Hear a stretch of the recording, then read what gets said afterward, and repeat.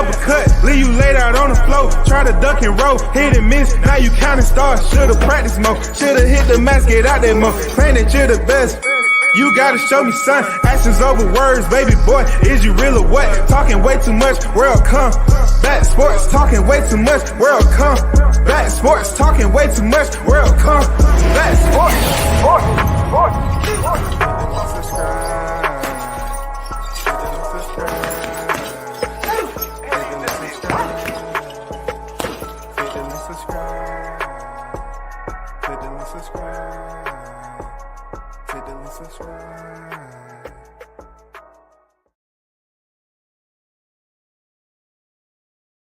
Shout out to the hottest chat in the MFN game, A-Side Official.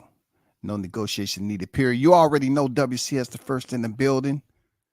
Big shout out to Big Blunts and Boxing in the building. I see you on deck. What's good with it, man? Big salute to everyone else that's on their way to the building. Let's get down to the topics. Big news, Keyshawn, blood everywhere. That's what he said to Lemos. Keyshawn has a big fight card coming up in his hometown of Norfolk, Virginia.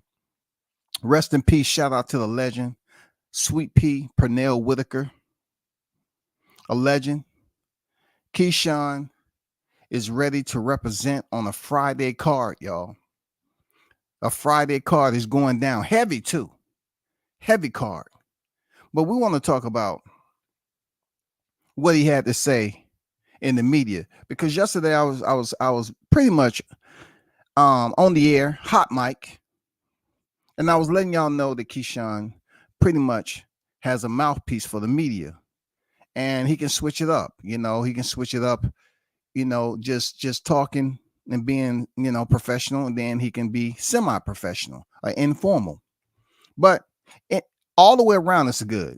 He knows how to address the media. He knows how to get their attention. And some of the stuff he be saying on stage, it's not to be believed, but he makes it comical, though. You know what I'm saying? He makes it comical. So let's get down to this article right quick. Reading is everything. You know what I'm saying? Let's get down to Keyshawn Davis, Lemos, Friday, November 8th, Scope Arena, Norfolk, Virginia. I like the flyer. Shout out to Top Rank, flagship of boxing. Keyshawn Davis predicts blood everywhere for Gustavo Lemos fight. Keyshawn Davis told his opponents, Gustavo, that there's going to be blood everywhere and that his nose is going to be sideways by the end of their 10-round lightweight fight this Friday, November 8th at the Scope Arena in Norfolk, Virginia. Lemos' 29 victories opposite 1 defeat, hosted by 19 KOs. Is the best fighter, Keyshawn, 11 victories opposite 0 defeats, hosted by 7 KOs, has faced since his loss to Cuba's Andy Cruz in the 2020 Olympics. And things could end badly for the American if he doesn't raise his game from what he's shown in recent fights. I must highlight the Ken Woods as the author. Okay. The Argentinian Lemos can punch, and he wants to ensure he doesn't lose controversial decisions like his last fight against Richardson Hitchens on April 6th. Keyshawn handpicked Lemos, telling his top-ranked promoter that this was the guy he wanted rather than a lesser fighter. Hold on for a second, y'all.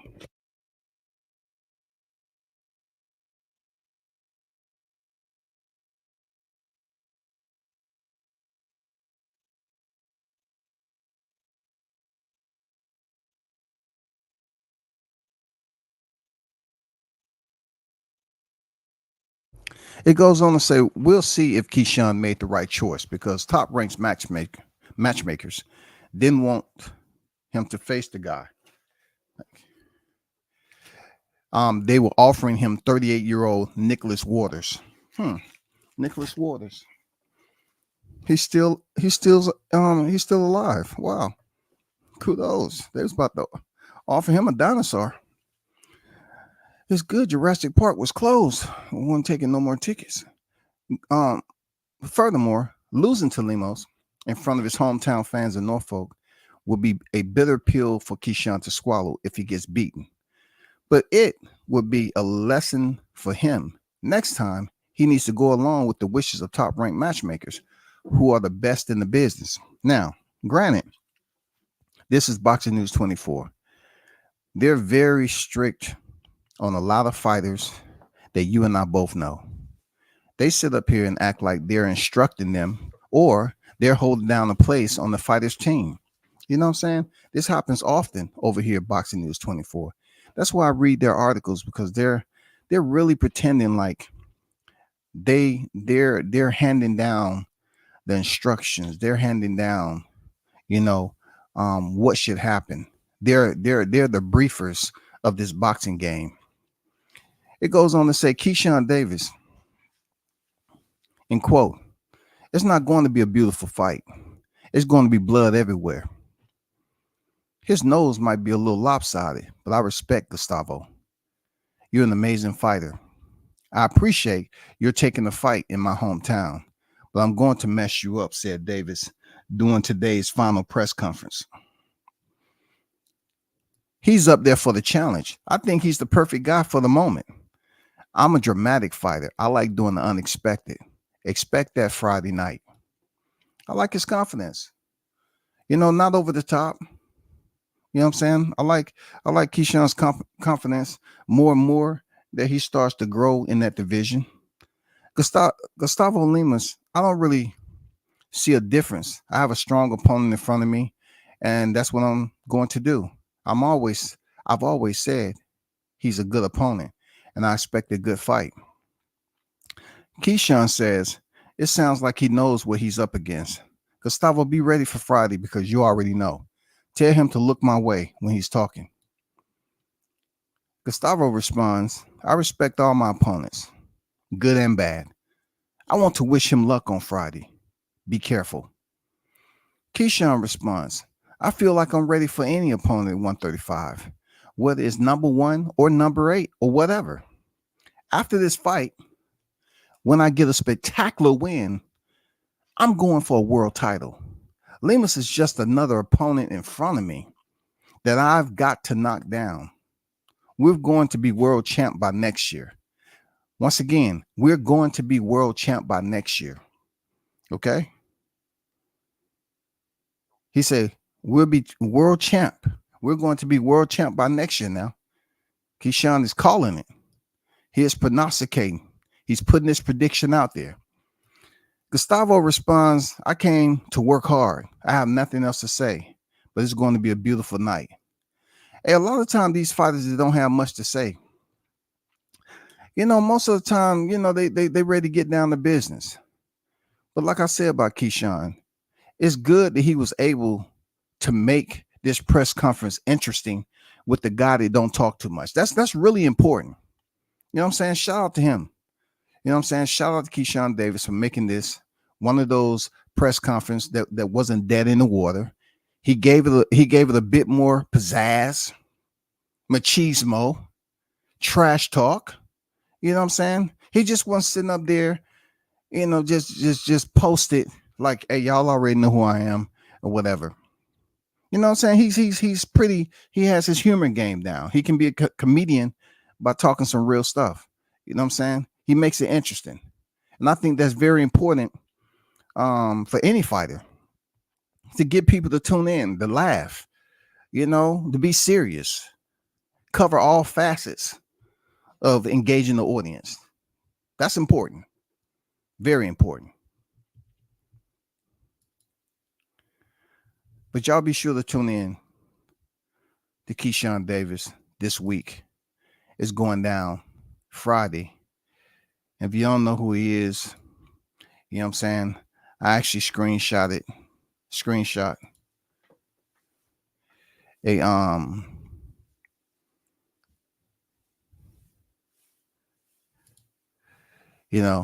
he's going to be going in there, getting it in once again. You know what I'm saying? So next, I want to transition over to Conor Benn.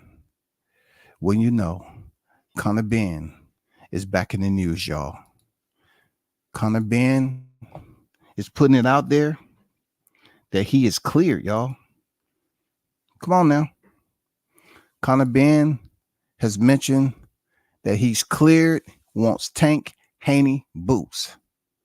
Haney boots Tank, boots Haney Tank. He wants that as his next fight. Let's get down to the article because this is interesting. This is via Boxing News 24. Conor Benn posted on social media saying he's been cleared of any wrongdoing by the National Anti-Doping Panel for his positive test. And he's cleared and he's called out Gervonta Tank Davis, Devin Haney, and Jerron Boots Ennis for a fight. Many fans stopped caring about Benn's career a long time ago. Once again, people, I want you to understand we're frolicking over here with Boxing News 24. They can sometimes make ripples for no reason. If you're swimming, if you're rowing upstreams, these are the type of guys who would try to take your oars and tell you to use your hands. They cover boxing, but it always seems like they have nothing good to say about it. It says many fans stopped caring about Benn's career a long time ago. So this news of him being cleared by the NADP doesn't mean much. He still makes some good coin. He'll still make some good coin fighting Chris Eubanks Jr., but his chances of getting Tank, Haney, or Ennis are slim. I disagree. I mean, 147-pound need a Conor Benn to take a fight. Any sanctioning body, somebody, anybody. You know what I'm saying? It goes on to say, in Haney's case, he might be open to fight against Benn because his career is on the brink of being finished. Benn would be a life preserver thrown to him to keep him afloat for a little while before he ultimately sinks. And once again, these authors can be a bit dramatic, over the top. You know what I'm saying? Over the top. And I don't know why some of these writers cover boxing because they never have anything positive to say. The article proceeds. Conor's career was going well until he tested positive for banned substance in September 2022. The positive test derailed Benn's fight against Chris Eubanks Jr., which had been scheduled for October of that year and would have brought millions for both fighters. Okay, millions. They act like that was the end all be all. You know, there was a lot of interest in Benn's career at the time after he'd beaten a couple of older French level fighters, Chris Algieri, Adrian Granados, and Chris Van Heerden. Benn has little chance of getting any of those fighters to take him up on his offer because he's not world class. The 28-year-old Benn, the son of famous former boxer champion Nigel Benn, is more of a prospect and a British level one at that. I disagree with that. Calling these fighters a prospect is simply easy in the silence of your own domain, that dark room back in the left corner of your freaking basement. You know what I'm saying? It's easy for you to call these fighters prospects. And a lot of these writers, they wouldn't even make it, out of 20 seconds, in a sparring match. But they're up here talking all this talk. Conor's promoter, Eddie Hearn, will likely set him up with the domestic scrap against Chris Eubanks Jr. for a battle in Riyadh or the UK for the British fans to enjoy. Eubanks Jr. is the same type of fighter as Benn. Neither guy's beaten top fighters during their careers, but they've made good monies being the children of famous guys. The children of famous guys, y'all. Not famous fighters, but famous guys. When they say guys, we can say Hollywood, other athletics, athletic sports, other countries, famous guys in other countries, influencers, He said famous guys, not famous boxers. Conor Benn put out, you managed to get on a roller coaster yet? Let's have it. Javante. He's calling out Javante. Still crying about Eddie not getting your tickets or these Diddy investigations making you sweat? I will snap you in half. So he's talking about Devin Haney. So what he's doing is going straight, putting it out there that he want to, say something controversial, right? So let's read a bit of what Conor Benn had to say in this statement about being cleared of any wrongdoing, okay?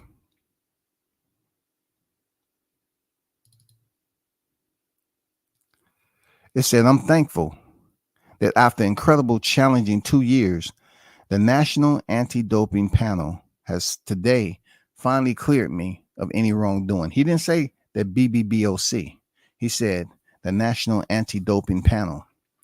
The past 24 months has unquestionably been the toughest fight of my life, a roller coaster period within which the WBC has already decided that I was innocent, and the NADP decided in the first stance that there was no case to answer, and I was free to fight. As someone who is so passionate about boxing and an advocate for a clean sport, I hope now I have been cleared. It can be understood why I have maintained my innocence so strongly throughout.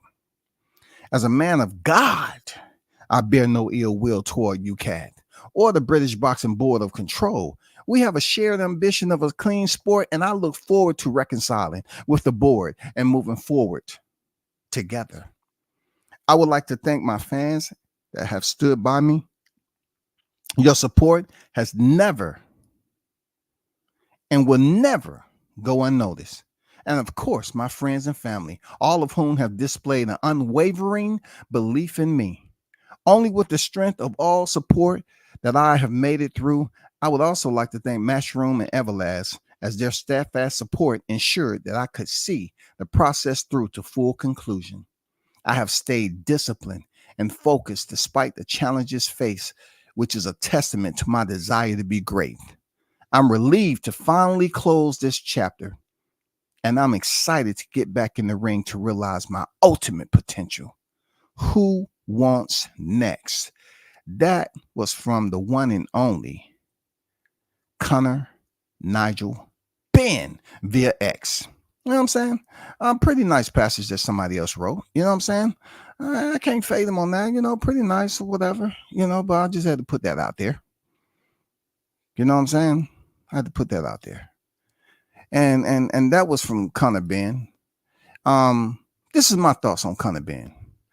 He does have the bravado a bit to earn a fight at 147 pounds, because for some strange, weird reason, when Crawford and Spence was still scrapping there, right, holding down championship belts, there was so much energy invested in talking about the 147 pounds. Now both of those fighters have cleared. Keith Thurman is gone, and plenty of other fighters have left. Now it just goes to show you, not just in this area, it just goes to show you, period, for you boxing fans out here, how you can 1 minute see something special about a division, see a fighter or fighters, plural, that's special about a division, and why there would be checks and minuses, pluses and minuses of that division. Still, there was interest given to the 147-pound division. Since those individuals have now departed, it's really silent there.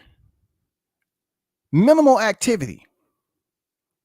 No one is zoomed in and grabbing names out of the 147-pound division. So it's a correct time for Conor Benn to reemerge. Why not? Why not? Conor Benn, let's go. Somebody get this man a fight. But I just have a couple of questions, Conor Benn. Gervonta Davis at 135. He's at 135. I just thought I'll let you know that. Gervonta Davis is 135. Devin Haney supposedly is still at 140 champion in recess. I mean, you're up there facing off against Chris Eubanks, who's contending at 168. Something is not meshing together. You know what I'm saying? The masking tape is loosening. I just don't get. The only one that makes sense that's residing in your division is Jerron Boots Ennis. All the other fighters is from 35 to 40 to 47. I mean, honestly, I'm asking, were you a little tipsy when you typed that? Were you coming back from a workout and you decide to drink some red wine? Because I don't understand how do you thought the Tank is going to move up to 147. Why even call his name out? Devin Haney still at 140 champion recess. Why call his name out? If you're hoping that he moves to 147. And also Jerron Ennis, yeah, I would like to see that fight. Anything to change the weather that's up there at 147. Right now, it's almost like being on the equator. You know what I'm saying? It never really gets dark at 147, but it ain't really damn shining over there either. It's not really no sunlight. You know what I'm saying? It like it has a freaking a huge canopy. Look, the 147-pound seemed like it has cloud cover that's unable to be removed. We need some life there. So maybe Conor Benn can give us that life back at challenging some of the fighters up there, because the champions don't seem like they want to fight each other. So Conor Benn has enough landscape up there to do some work. God damn it. Let's go. Let's go. Do some work. Real talk. Do some work. We want to see.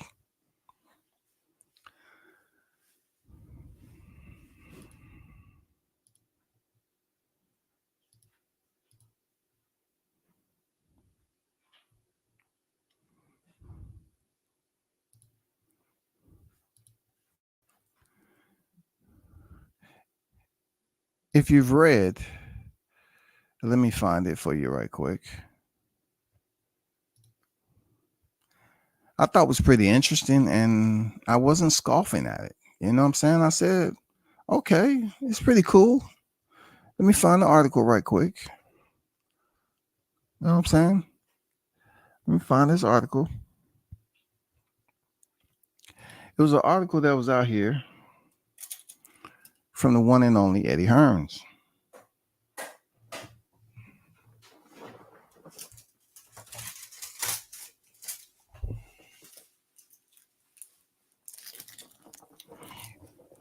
Let me share screen with you right quick.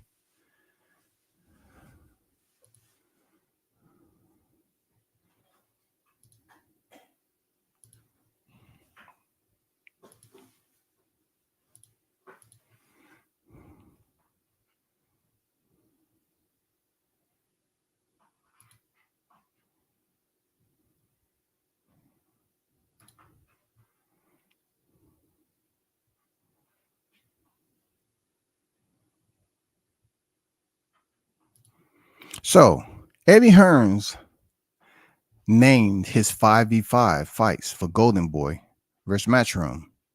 So I know initially just reading this article, you say to yourself, man, am I interested in Golden Boy versus Matchroom?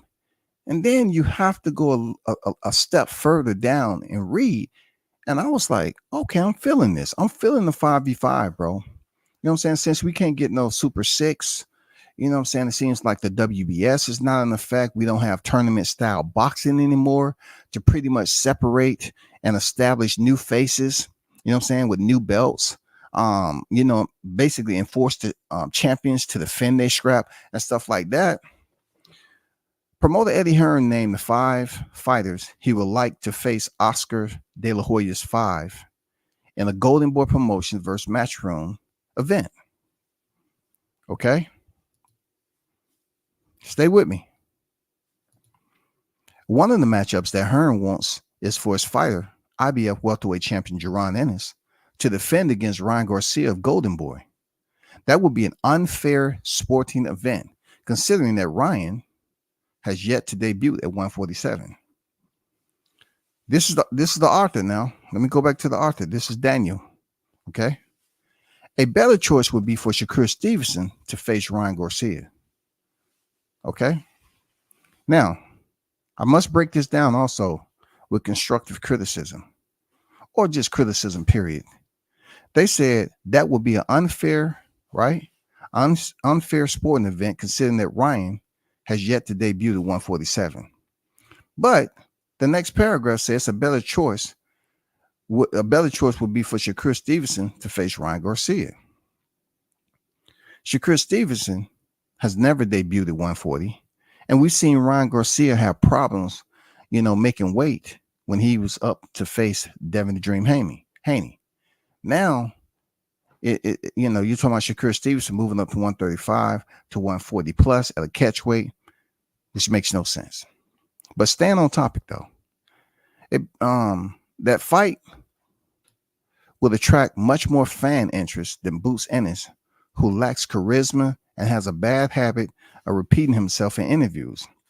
Shakur must show whether he's the future global superstar that Hearn has been raving about. See, I know people be paying attention to my content.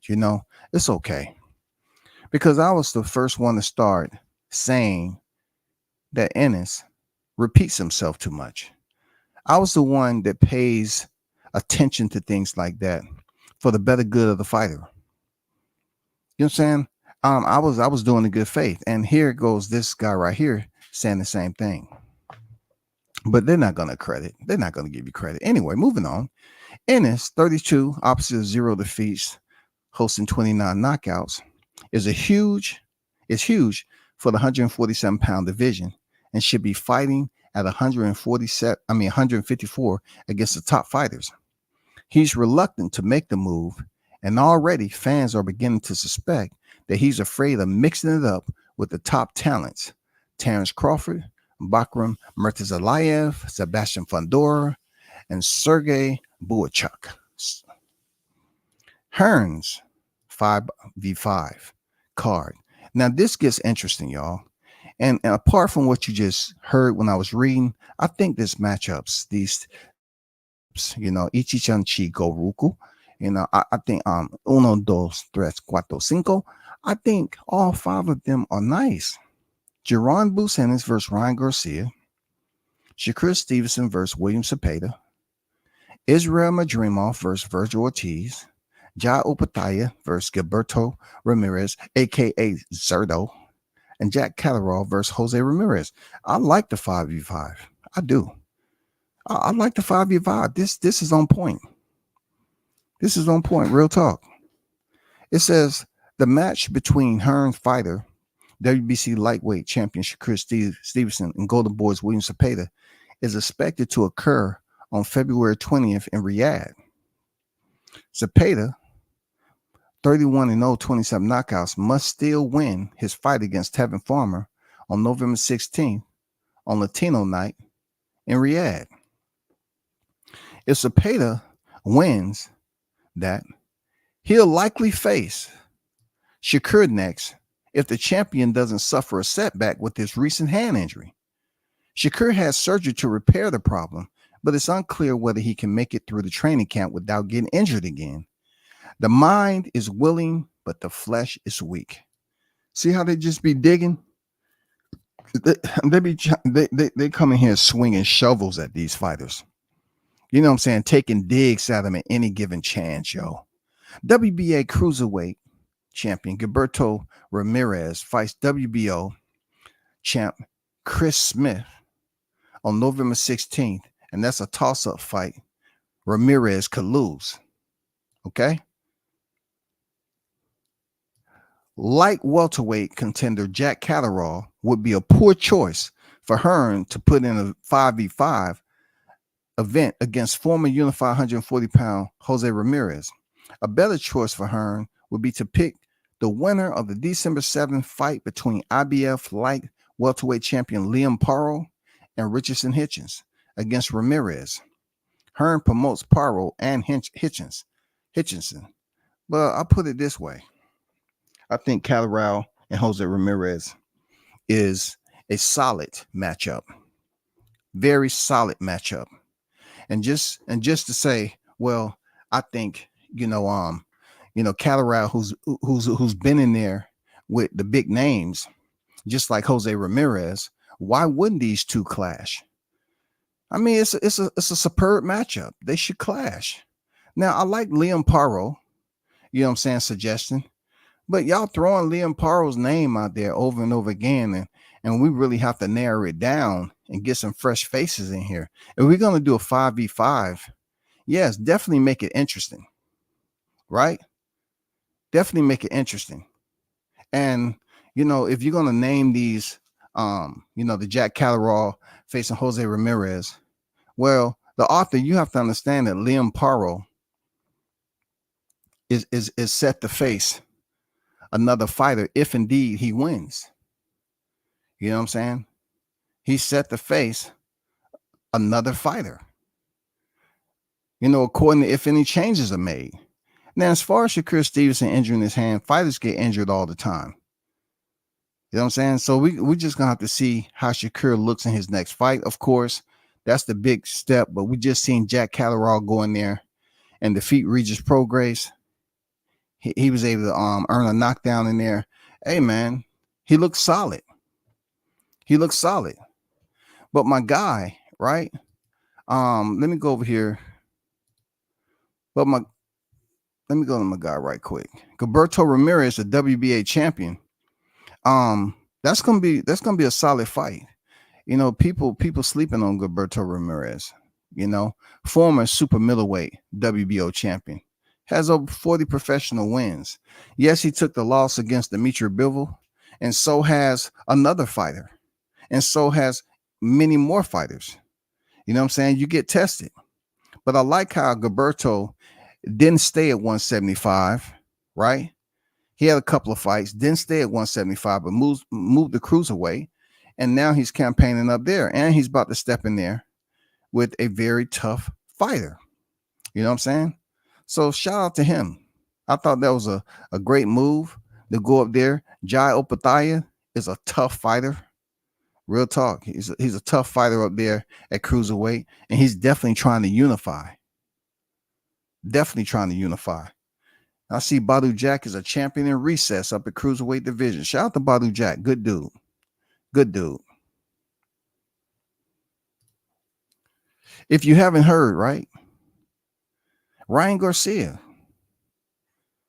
is back in the news. Why is Ryan Garcia in the news? Because he's currently on suspension to next April. But he hasn't done anything as of late except show that he's just not being lazy in the gym. Word has it that Ryan Garcia will have an exhibition in Dubai next January against Jabbar Zayani. Garcia, as we know it, failed the VADA testing for Osirine. You know what I'm saying? And that therefore created chaos and mayhem in the midst of relishing in the glory of defeating Devin the Dream Haney in a dominating 12-round fight. Now, this is one of the most bizarre situations because the highest point of Ryan Garcia's career was thrown off a cliff. He went in there and defeated, at the time, per what we witnessed in real time, one of the top names in the sport of boxing and a pound-for-pound fighter. With that said, with all the controversy and everything that happened leading up to the spot, we know the whole preamble that went around with that of Ryan Garcia drinking, smoking, crazy, just acting totally different. All started when the fight was moved from Vegas to New York. He had to sell the fight. He did a great job at selling the fight, right? Full of controversy. You know what I'm saying? Them two supposedly meeting in person and all that pushing and shoving went on and all this other shit, right? Gets in the ring. That was a multiple knockdown. The fight finished, and Ryan Garcia tested positive for ostarine. Ostarine has become one of the most popular performance enhancing drugs amongst content creators because now they feel like they can become ostarine experts. A lot of them have filled out applications for employment at your local labs. For real.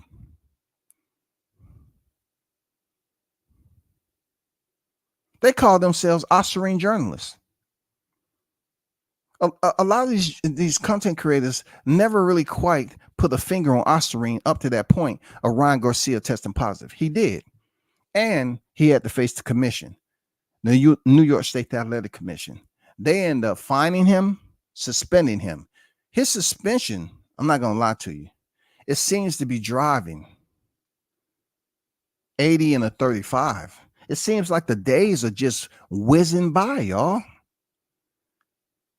So now he's set to have a potential fight in January over in Dubai. Now, of course, they have people over here that's trying to be the superintendents of the YTC. What I mean by superintendents, they're up here trying to find a way to ensure that this fight doesn't happen because they're mad that Ryan Garcia may potentially get a fight.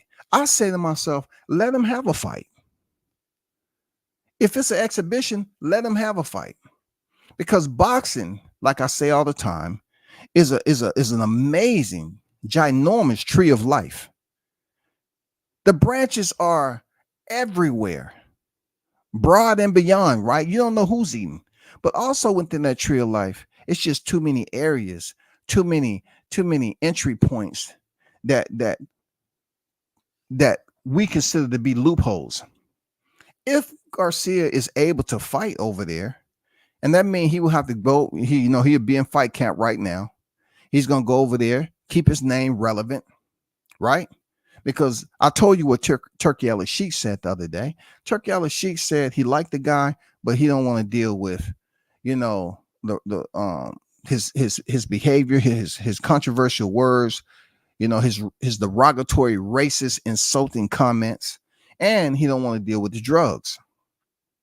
So pretty much he refuted or denied Ryan Garcia from coming over there and him participating right now. But it's boxing at the end of the day. You know what I'm saying? He's had some dealings with some controversial fighters over there already. So I don't see this being a long-standing. I don't think Turkey Ali Sheikh truly wants to touch this while Ryan Garcia is still on suspension. That's all. I don't think he really cares about any repercussions coming his way. He just feels like, I'm going to lay low on this fight and potentially try to work on a fight between Ryan Garcia and another big name and make it worth their while. So Ryan going over there to potentially fight Zayani in an exhibition, questions will be raised if he's allowed to do that, of course. Does it interfere with the punishment that he's currently serving? You know what I'm saying? That was handed out as far as his year suspension. I'm saying if he goes in there in Dubai and fights, at least he'll be in decent shape with some of these fighters that's lined up for him to potentially face once he comes off suspension in April. And he gets the ball rolling. You know what I'm saying? Why say, I've been off for a year, I haven't really did anything. No, man, I would like to see him get in the ring, play around a little bit, get some work, move around. So then that's January. And then 3 months after that, he's coming off suspension. So hopefully in between that time, we can say, okay, he's fighting this person now. Ryan Garcia is set to face so-and-so in the month of April. Then you're talking about him having his second fight in 2025 and to potentially lead to bigger, more exciting opportunities. I'm not just saying for Ryan Garcia, but I'm talking about him fighting some big names. You know what I'm saying? I don't foresee Ryan Garcia facing a Jaron Ennis, but I would say, okay, yeah, Go in there and face Jaron Ennis. That would be a nice little paycheck for Jaron that had the biggest paycheck his career. Two names with people, like Ennis needs the compliment of a Ryan Garcia. Believe it or not, I'm not devaluing Ennis being a world champion, but when it comes to followers, fan base, definitely it complements the night in a 12-round championship fight if Ryan Garcia was across the square from Jaron Ennis. And not to mention him stepping in the ring this Saturday.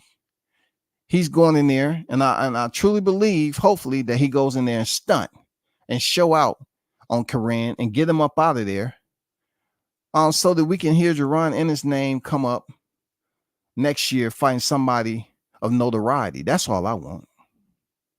I want to see him fight someone of notoriety. Corinne Chikazgan is not the one of notoriety. His notoriety is for all the wrong reasons. I'm looking for Ennis to step out of that freaking that silhouette into the spotlight, because he has the skill to do it. Ryan Garcia, Jaron Ennis, will it happen? I don't know. But for Eddie Hearn to kind of, try to set that up for a 5v5, I like it. I like it. This article right here goes on to say, there had been talk of a rematch with Haney immediately upon his return. Both sides had indicated their desire to run things back. However, since Oscar De La Hoya confirmed that Haney would not be the first fight back, the Golden Boy promoter talked up a potential fight against WBO junior welterweight champion Teofimo Lopez. However, Bernard Hopkins wanted Garcia to have a respectable tune-up before he considers the other big fights. I want to see Ryan Garcia get a respectable tune-up. He needs a high-end tune-up. Put him in with a respectful but still dangerous guy, and then move to the second fight against anybody in that weight division. He can show the world that you can get knocked down but get back up. This is the great time. This is a great time for him when April comes. I believe Ryan Garcia is ready for the top 2 or top 4 guys in the division, Hopkins said. That's a bold claim. But B-Hop, if anybody, knows what it is to get back up once she was knocked down. You know what I'm saying? It goes on to say, now it seems that Garcia will have a tune-up. His opponent is a lightweight fighter, making Garcia a heavy favorite. Now let's talk about these transitions. You know what I'm saying? These fighters moving and shifting. Why do people continue to just make a big deal out of a fighter moving up from weight class? Let me provide examples. This is going to stand out the most with you. You know what I'm saying? Put an asterisk by it so it can look more important than what you consider it to be. When a fighter moves up to a division for the first time, he or she is moving up to the division for the first time from a lower division. That is the same as if a fighter is moving up from a division to fight another fighter. It doesn't make a difference if they're going to be there permanently or temporarily. They're moving up to face that fighter that's already residing in that division. When Isaac Cruz moved up from 35 to 40, no one was really saying anything. No one was really saying a damn thing. When Shakur Stevenson moved up to 135 and had the first fight, are they still considering Shakur Stevenson a 130-pounder? Are they? I say this all the time about Tank fight Mario Barrios. Was it 2 or 3 or 4 fights that Tank had after that when he fought Mario Barrios? But Barrios accepted Tank into the division, right? When Crawford moved up and faced Jeff Horn for a championship, was Crawford considered a 140-pounder or 147-pounder? No, they considered him to be a 135-pounder. But he moved up for a championship fight at 147 and faced Jeff Horn after he vacated the titles. It happens, correct though? Doesn't it? So why do we continue to use repeated, treaded language all the fucking time like you can't jump outside and figure this shit out? It doesn't take any strict or technical deductive reasoning to come up with a formula that works. When Canelo moved up to face Sergey Kovalev, did y'all complain about Sergey facing Canelo Alvarez, moving up from a lower division? No, you didn't. Did you complain about Gennady Golovkin moving up to face Canelo Alvarez at 168 and he hasn't fought outside 160? Were you complaining? Or you just said, that's Canelo. He already fought Triple G, twice at 160. That don't count. We're talking about weight divisions. We're talking about weight divisions, yo. Did y'all clown Dimitri Bivol for fighting Canelo Alvarez when he moved up to face him at 175? Or y'all gonna say, oh, he had already been up there before? But it's been so long, he had unified the whole division.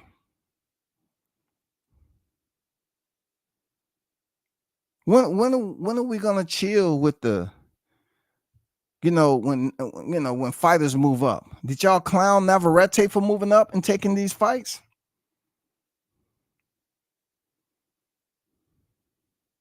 A fighter has to make a debut at a division. I don't know why people up here tripping like Shakur Stevenson wasn't about to face Joe Cordina.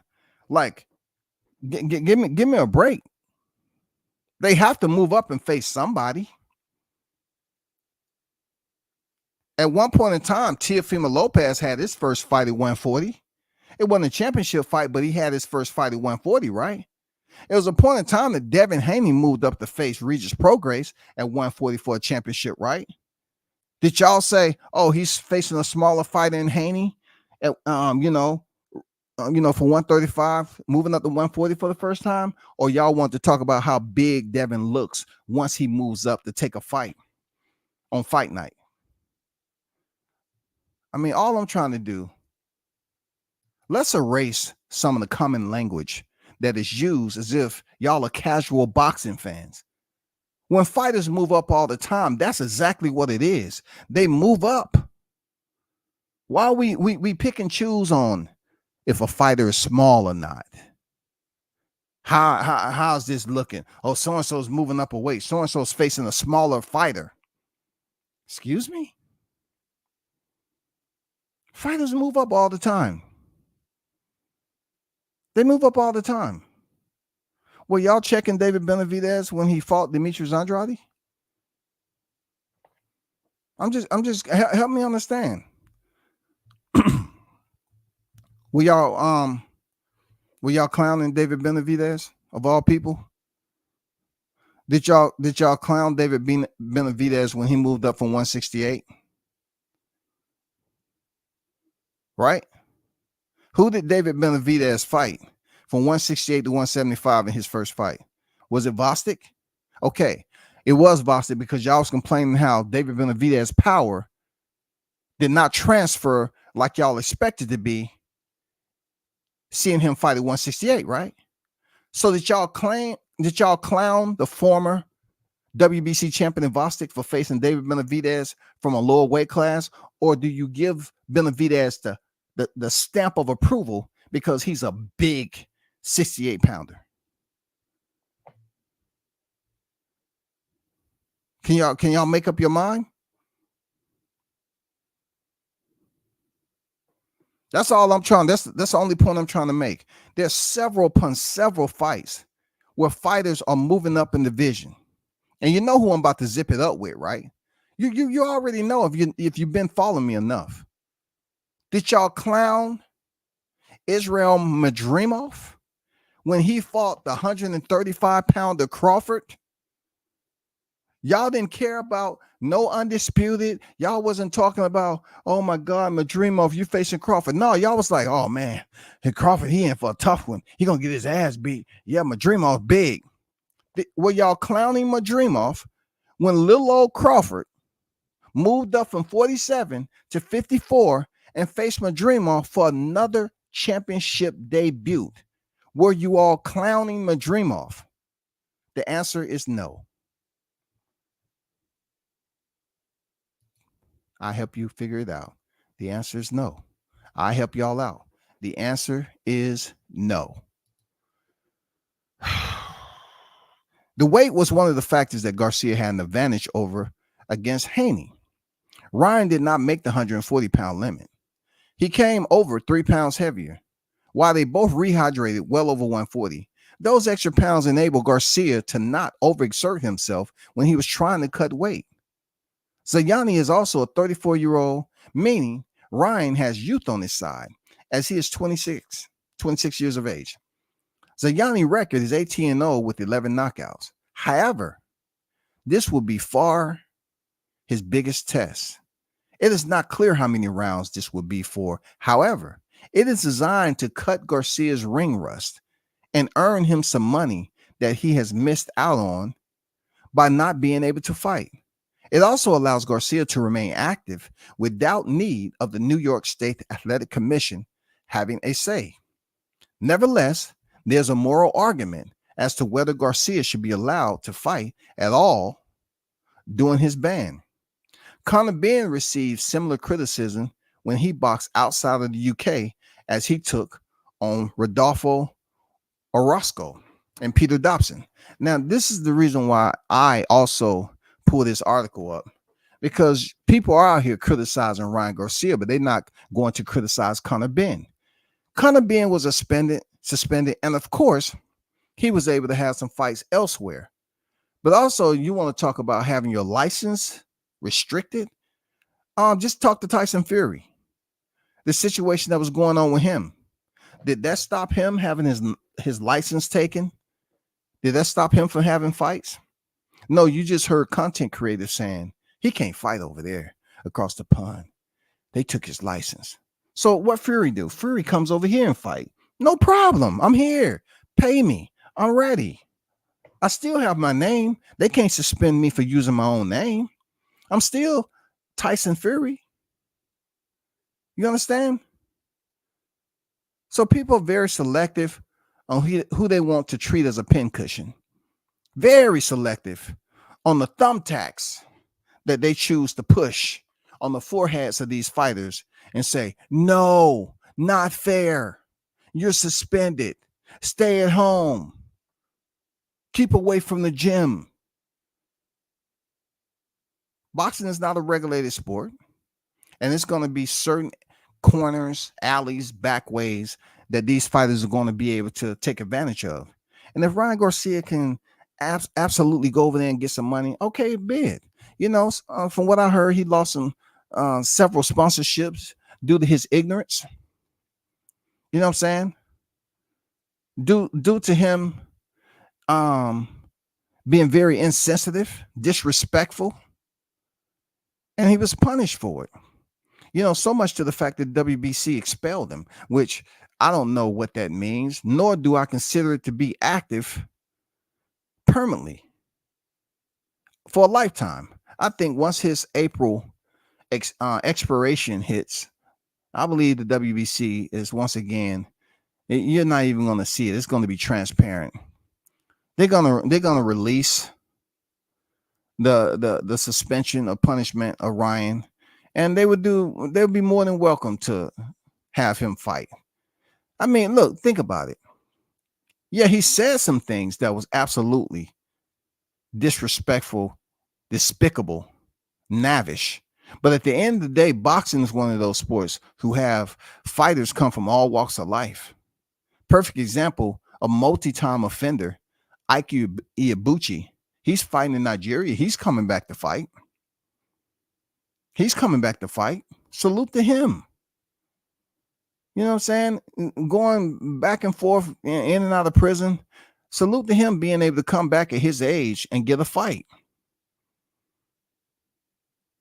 Now, what I don't want people to think is that I'm ignoring the fact based off what Ryan said.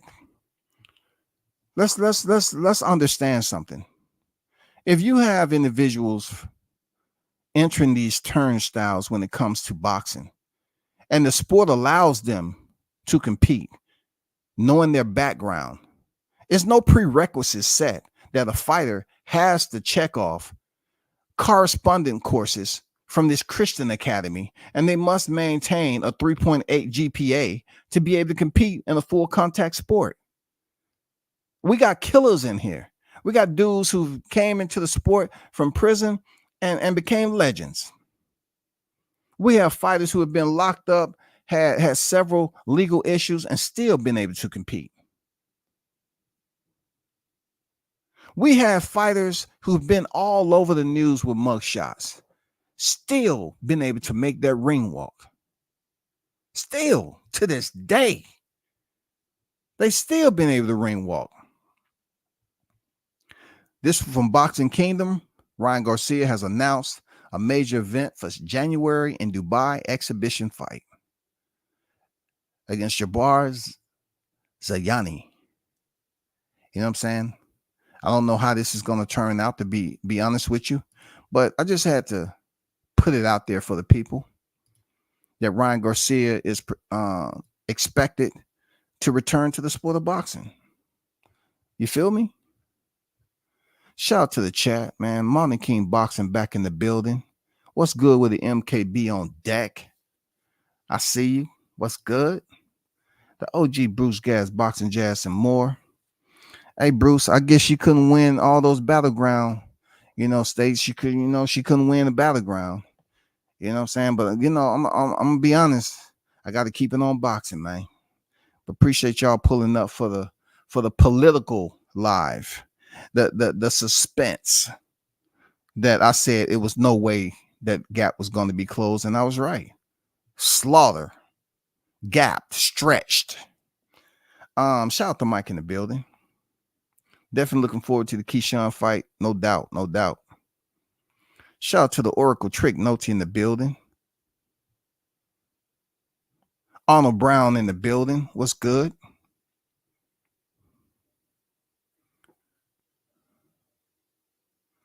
I used to call Devin Haney the young phenom, but money got in Devin's way. What you mean, money? Devin is one of those fighters where I really don't talk money with him because, whatever that is, cool. But people, I remember they was just trying to exacerbate what his earnings was and all that, and that's good. I really don't get into what a fighter makes. I just get into it when someone says what a fighter shouldn't be making. When you're telling a fighter what they shouldn't make, like you act like if a fighter comes back with 300K pay-per-view, that ain't shit. When look, that very same person, if they had the opportunity to fight on a pay-per-view, and they actually came back and they did 205, they would be like, I'm supposed to do 205 pay-per-views because nobody know who I am. You know what I'm saying?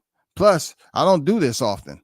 I'm not a professional. They'll start coming up with all these reasons as to why they did 210 pay-per-views. You know what I'm saying? 210. But a fighter come up here with 200K, 300K on up. They up here shitting on it like, oh man, that ain't nothing. That ain't nothing. I don't have a problem with stay busy fight. I think Turk a good matchmaker. I'm glad Turk stayed away from it. Turk ain't gonna watch any rinky-dink crap fight, let alone sit there and watch. Shout out to KQKC Boxing Network in the building. Salute WCS. What's good, brother? What's good with you, KQ? Salute to you, man. Appreciate you being in the building. Yep, politics for sure.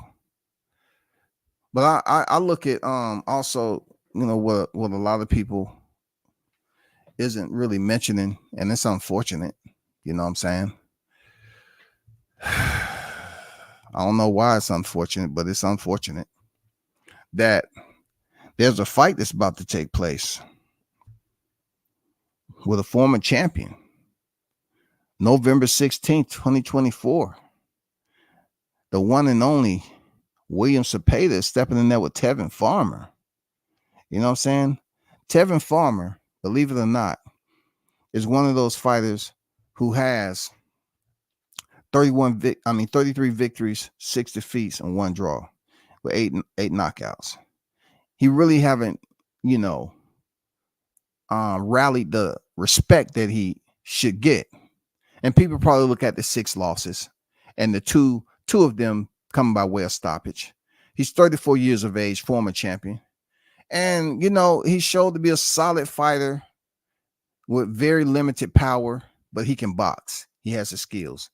He's stepping over there in Riyadh, man, this month, November 16th, man, to face the one and only William Cepeda, the man who has a lot of hype behind him, who's ranked, you know what I'm saying, up there with in damn near majority of the divisions. 31 victories, 0 defeats, 28 years of age, hosting 27 knockouts. A lot of people are happy to see this guy right here. It's a lot of word, a lot of praise that's being put out there. He's been in there with the likes of Giovanni Cabrera, Maxie Hughes, you know, Joseph Diaz. He's been in there with some names, man. And I can't say that Tevin Farmer going in there with a fight of 27 knockouts will last and go the distance. I'm not sure, bro. I can't co-sign that. But both fighters are talented, yo. You know what I'm saying? Both fighters are talented. You take Tevin Farmer's defense and, you know, whatever offensive strategy he has, he's getting up there in age. I'm just curious to how he's gonna, you know, sustain that pressure from William Cepeda, man. He has been stopped before, that Tevin Farmer. I'm just curious to know how he's gonna handle this, man. Will it be referee stoppage? If they have, you know, Cepeda lined up for another fight previous to this fight, that means they're going in there with the understanding that they're not predicting Cepeda to take any serious amount of damage. You know what I'm saying? That's what happens when you schedule these fights. Like I always mention, when freaking Canelo went in there with Chavez Jr., they had already been talking about him facing Canelo. But it's good that Chavez Jr. just didn't lie down, literally lie down on the canvas. He took a pummeling, a light pummeling from Canelo for 12 fucking rounds. And then after the fight was announced, of course, they knew Canelo won. That's when Gennady and Canelo won was announced. And that's what everybody wanted to see the whole time. Like, it's Gennady, he's here. Is he going to come in the ring? And they announced, you know, Gennady Golovkin versus Canelo Alvarez, you know, right after that fight. This is sort of that too. They know that he's not going to, you know, he shouldn't have a problem with Tevin Farmer unless Farmer comes up there and upset the apple cart, you know. Real talk. Real talk.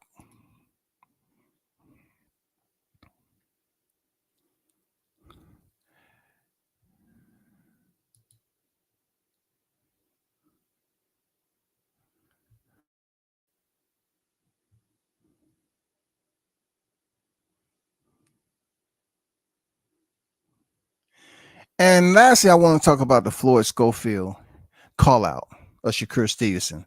The Schofields, I wouldn't say they're infatuated with Stevenson.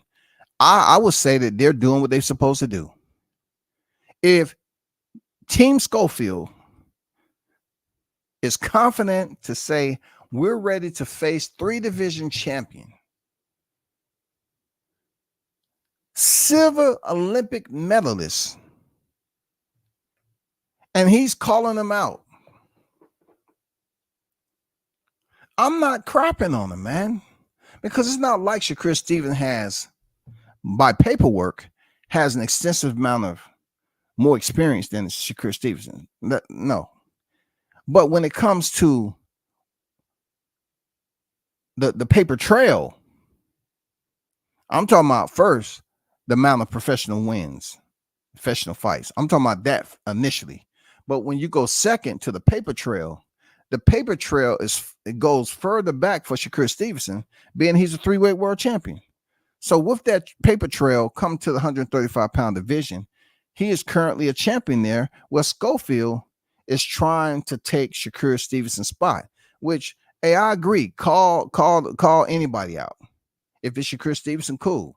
Because Keyshawn Davis said, nah, that's my boy, and that's and all that. I guess we won't see Shakur Stevenson and freaking Keyshawn.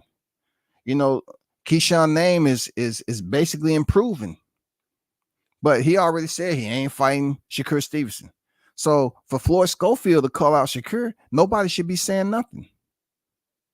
Nobody shouldn't be saying a goddamn thing, bro. He even said if he had to fight Abdullah Mason, he'll fight him. I mean, people can say what they want, but what do you want? What are you trying to get here? You want a fighter to call out the names and you shit on them, or you want a fighter that's going to call out the names and show you that they are willing to step up? Well, I mean, what the fuck do you want? You want a motherfucking nursery? I don't know what these cats want when it comes to this boxing, because you get a fighter up here, and whether he fits your favorable style or not, he's calling out one of the champions in the division.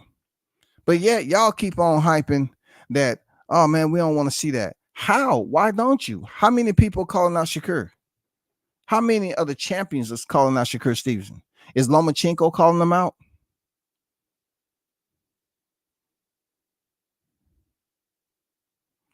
Team Davis, they may revisit the fight. I hope, but it's good they stuck to their guns, because Chris Stevenson being locked in with them contractually and get a hand injury, they would have been left in the cold without a freaking fight or a last minute replacement. But if you have these fighters there, Keyshawn say he sent Andy Cruz the freaking contract and they didn't want it. So he's saying, hey, stop effing asking me that. Y'all trying to pretend or act like it's my fault that this ain't happening. No, we already said that. We already been over there.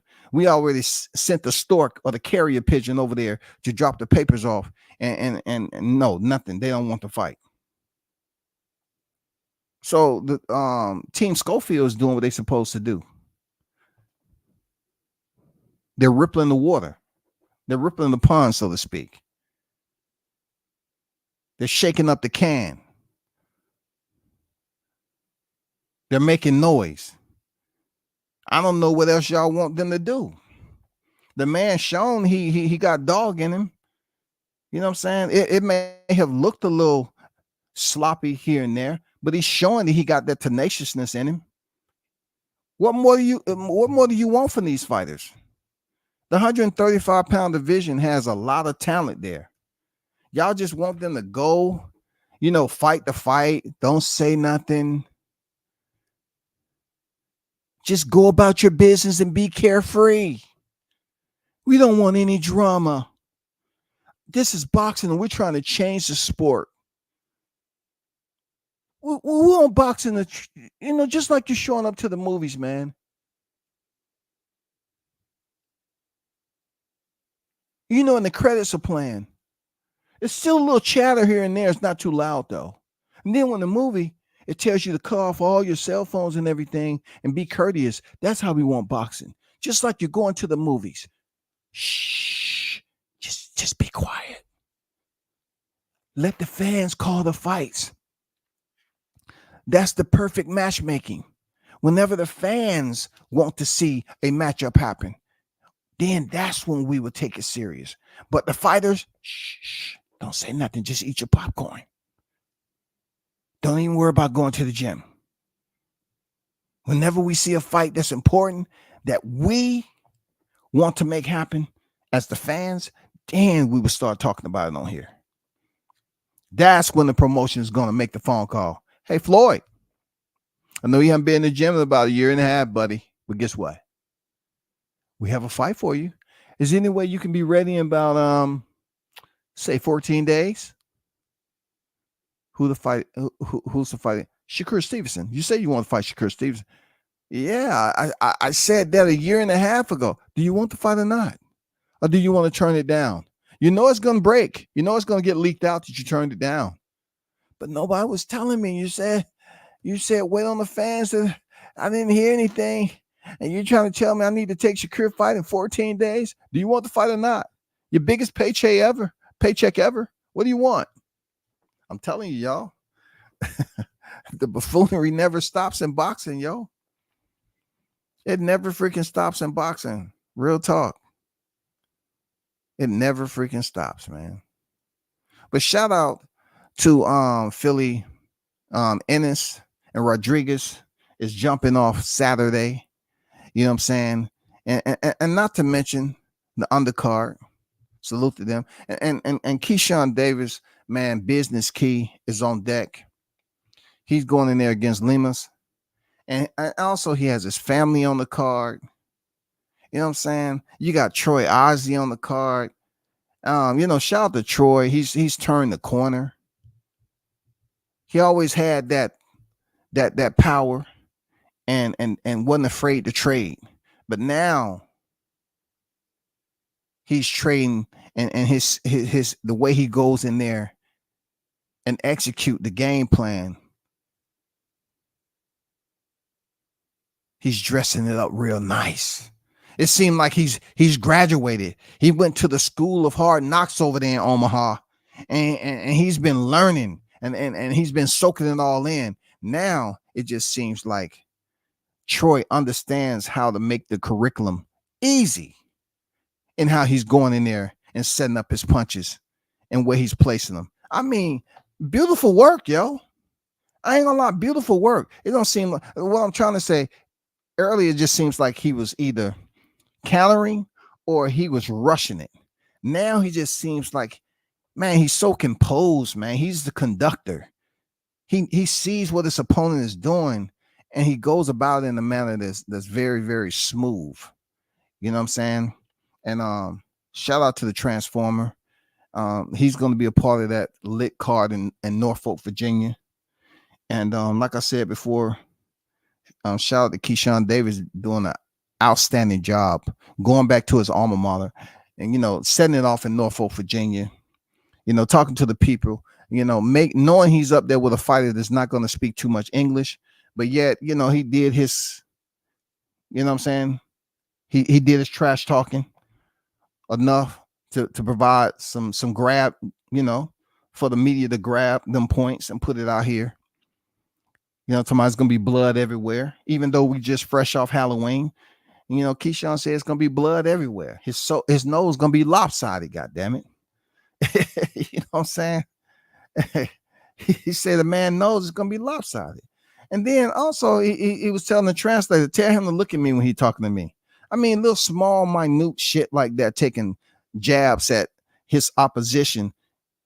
It really gets the damn presser going, man. Real talk. Great work, man. Great work.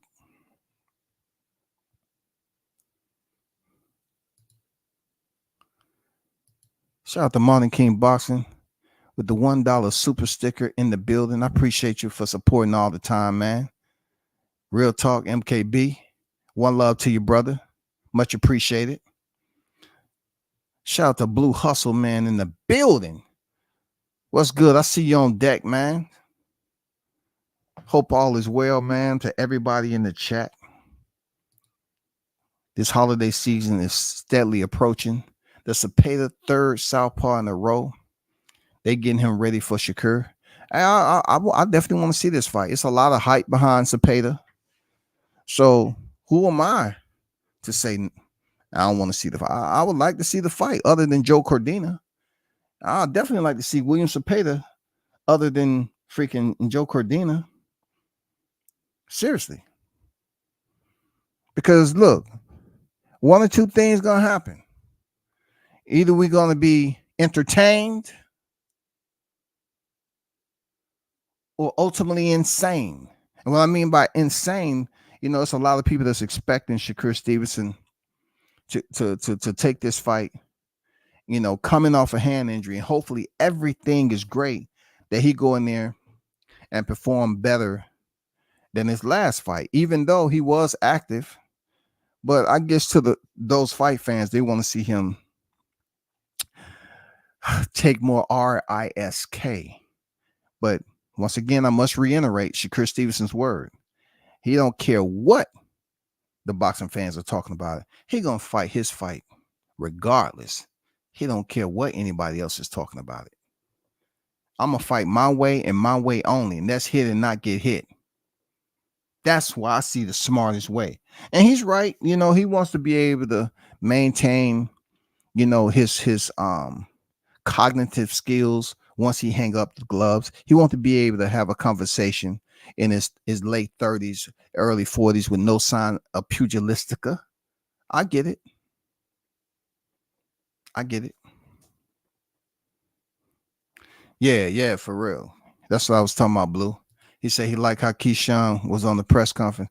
I'm telling you, he got his own way of doing things, man. And he treat this. That's one thing I can say that I kind of I guess undervalued with him. He's about to do a main event in his backyard. And this dude is up here just acting like it's a everyday, you know, this is something he's used to. No sweat. I'm not saying inside he may not have some freaking jitters a little bit, but ultimately the way he's treated the press conference, the way he's been, you know what I'm saying, providing us with humor, the boxing fans, and, you know, still keeping it brash, still keeping the active trash talk. That's what we need. I'm not trying to call no other names, but yeah, man, y'all should pay attention and know how to talk in front of the camera. No doubt about it. Just know how to talk in front of the camera and say the right things and keep the fans tuned in, whether they frowning or smiling.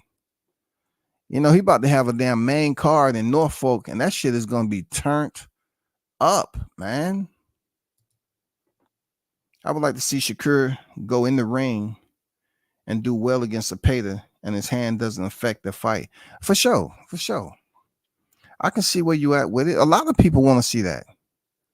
A lot of people want to see him say, okay, this is it. You know what I'm saying? They're looking for this is it moment for Shakur. Real talk. They just looking for this is it. I guess they couldn't say this is it for Oscar Valdez because, you know, Oscar Valdez is a smaller fighter. He was in the high guard most of the time, the peekaboo style. And Shakur really had his way with getting active on Oscar, staying out of trouble, fighting a very smart fight. And it was a championship fight, dog. But they didn't really give him, you know, too much credit on the smaller fighter. William Zepeda, you know, he's a bit different. You know what I'm saying? William Zepeda is 5'9", 69.5-inch reach. Let me see what Shakur is.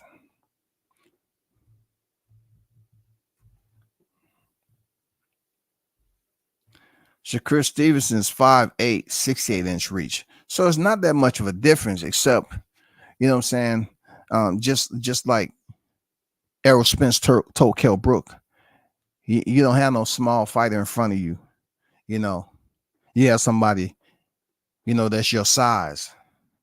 And, you know, Shakur Stevenson has a fighter that's in front of him that's pretty much has the experience, has the height and stature, not too much of an advantage, higher KO percentage. You know, Shakur is 45.45%. And William Zepeda is 87.1%. You know, so it should be very, very interesting fight. We look forward to the entertainment. Real talk. Well, big shout out to the hottest chat in the MF and game, man. For those of you that didn't know, the presidential race went down the way it is, and I was on here. And those of you that had something to say, look, you had the whole entire election to say what you had to say. Don't zone in on black people as if you just want to orientate us into supporting one person that was in the election. I told people I didn't vote. Well, I was supposed to go to a car lot. They have 2 cars there. And just because I'm looking for a car, the 2 I see in front of me is not something I want to put my money on, right? But you are acting like I'm supposed to just be selective in the way. Just pick one of them. You can't leave the lot till you pick one of them, but that's not the one. You gotta pick one. I don't care what you're saying, man. We're gonna give you a nice interest rate. For real. Since that's the last inventory, we're gonna give you a nice interest rate, about 15.5. Just pick one. Pick one. No, that's not the way it is, yo. You know what I'm saying? People want to be politicians, man. They want to be in everybody else political, box, political freaking space, and tell them who to vote for. Look. Let me show you something right quick. And I'm gonna let this shit go. Let me show you something right quick. All right. I'm gonna show you a real fact that didn't have shit to do with WCS. And those you black voters, you shouldn't be putting too much time in people who up here is having some type of comedic fun about, Kamala getting blown out. I mean, it was hilarious. I mean, she didn't even come back and speak to the supporters. But that's what it was, man.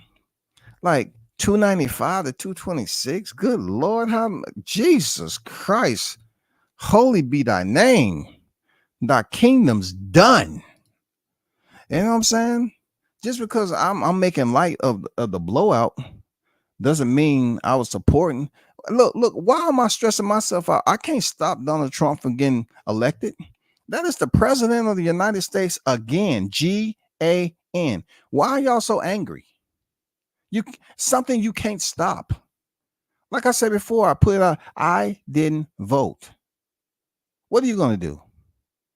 You're going to be mad at somebody who didn't vote as if something I could have done to help Harris win? No, I didn't think she was qualified. You might think she's qualified. I didn't think she was. I mean, what's next? What's next? I mean, come on now. I mean, seriously, y'all just y'all need to just relax, enjoy the rest of the freaking week, chill, have a moment, relax, breathe in, breathe out. You know what I'm saying? Be happy about other things. Be happy we got 2 superb fight cards at the end of the week. You know what I'm saying? Be happy we got 2 superb fight cards. We have some names that we're looking forward to see.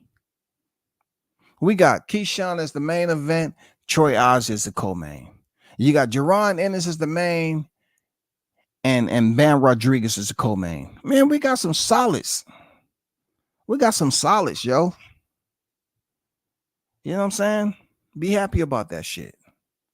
This election is done. You know what I'm saying? You can't change. People say, "Oh, you vote regardless." Why?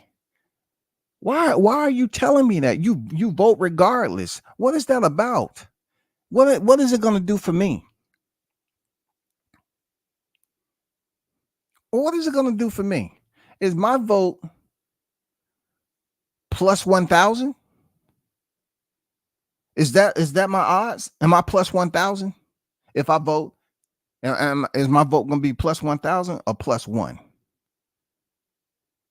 I'm thinking more plus 1. So, I mean, y'all can continue to freaking feel the way you feel, be mad and angry at the wrong people.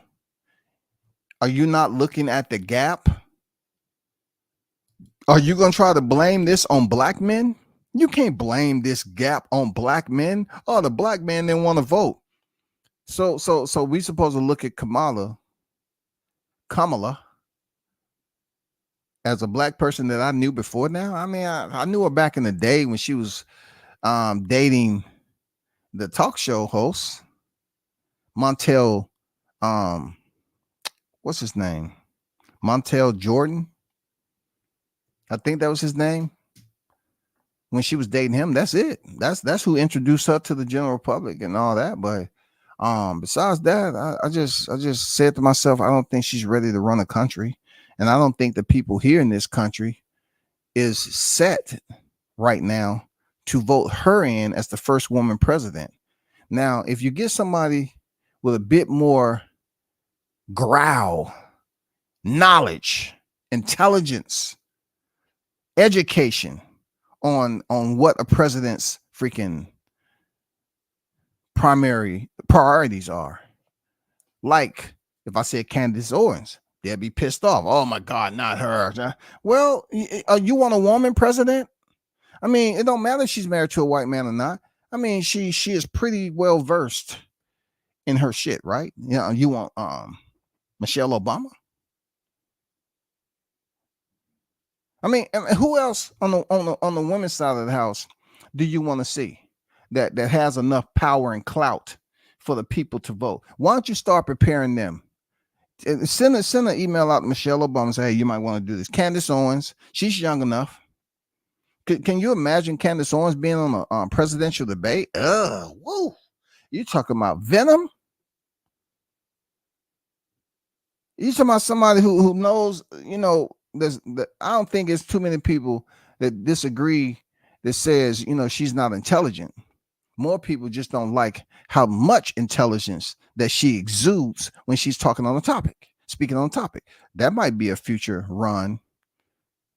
You know what I'm saying? In the future. I mean, we got 4 years to think about it now. Why don't y'all focus on that? Stop focusing on the black people, you know, that you feel the black men that Barack Obama came out here and denigrated as if that was going to really get us to stand up. Okay, yes. Oh, bravo, bravo, President, bravo. I'm headed to the polls right now. Bravo. Oh, bravo. We was waiting for you to come out of the works. Yeah, we was waiting. Bravo. You know what I'm saying? Thanks for coming out here and just really lifting us up with that tone of voice that you had. I think with Barack coming out there, more black men probably stayed where they were because they have the right. Just like all these other individuals say they have rights. They have the right to vote on who they deem someone to vote for, someone who they find that is qualified to vote. Now, if you say that Donald Trump is qualified, they said, oh, he has 4 indictments. But is he qualified? Yes, because he's already been president before. But they're going to say, no, he did this and that. It's a lot of presidents that's been out there. But, you know, one thing they can say, this is one of the most memorable. I mean, I'm talking about incredible documentaries of presidents that you're going to see as far as the combat. A man that's being indicted is in court and all that. 4 indictments looming. What? That's all I got to say. I can't spend too much time. I mean, just think about that. He just been enshrined legendary. People felt some type of way because I call him legendary. Do you know what he's been able to do up to this point? The trouble he was in, what people said he couldn't do, the riots at the Capitol, all that shit, you know, coming down here to the A and going to court and being elected the president. What? That's legendary, yo. He's been enshrined. He goes from mortal to immortal, yo. The man survived assassination attempt, man. Get off of it. Recognize. There's people out there that are saying, God damn. This dude can't be stopped. And now the numbers say what they say. Numbers don't lie, right? Numbers don't lie. You know, you got content creators out here going at other content creators because of what, you know, their grievances and what they said about Kamala Harris. I mean, come on, man. It ain't personal. It's just what somebody believes. Don't ruin cordial, you know, a cordial communication between two people just because you strongly feel some type of way about how the results ended. Look at, like, once again, finally, I just want to show you the gap. If you're foolish enough to argue that gap and feel some type of way about taking jabs or sending aspersions to someone because of what they say about Kamala Harris, who was just a candidate, a VP, but a candidate in this running. So you had a former vice president going in there against a former president, and she lost. Somebody tell me, how is that a reason to feel, agitated? Why is your temperament changing just based off what you can't change, man?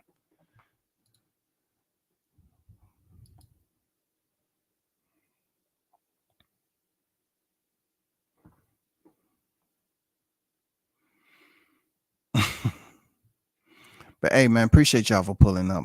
I'll be back on a little bit later. It's gonna be a different topic other than boxing, though. But y'all hold it down. Continue to support. Peace. I'm out.